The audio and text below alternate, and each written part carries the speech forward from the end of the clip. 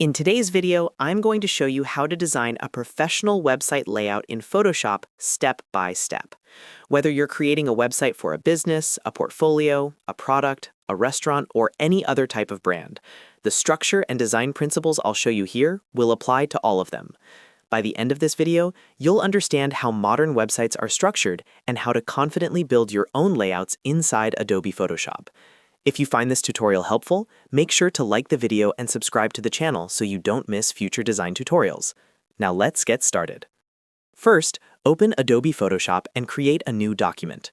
For a standard website layout, you can set the width to 1440 pixels and the height to around 3000 pixels to give yourself enough vertical space to design a full landing page. Set the resolution to 72 pixels per inch and use RGB color mode since we're designing for screens. Click Create to open your blank canvas. Next, if you're studying from a template, place the reference image into Photoshop by going to File, then Place Embedded. Resize it if necessary, and keep it on one side of your canvas or in a separate document. The goal here is not to copy exactly, but to study the layout structure and understand how each section is organized. Now start by analyzing the template and breaking it down into main sections. Most modern websites follow a clean vertical layout that guides the user from top to bottom. The first section at the top is the header. This usually contains the logo on the left and the navigation menu on the right. Sometimes you'll also see icons like Search, Login, or a Call to Action button. To design this in Photoshop, use the Rectangle tool to create a background bar, then add text layers for the logo and menu items. Keep spacing consistent and aligned using guides. Below the header is the Hero section. This is the most important part of the page because it's the first thing visitors see. It typically includes a large image or illustration, a bold headline, a short description, and a clear call to action button like Learn More, Get Started, or Order Now. Use large readable fonts for the headline and make sure there is strong contrast between the text and background. Create buttons using shape layers and slightly rounded corners for a modern look. Next comes the Features or Highlights section. In many templates, you'll notice content displayed in columns with an image or icon on top, followed by a title and a short description. This layout works perfectly for services, product features, or portfolio items.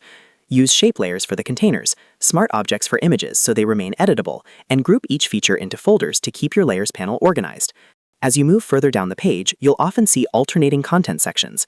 This means one row has text on the left and an image on the right, and the next row flips that layout.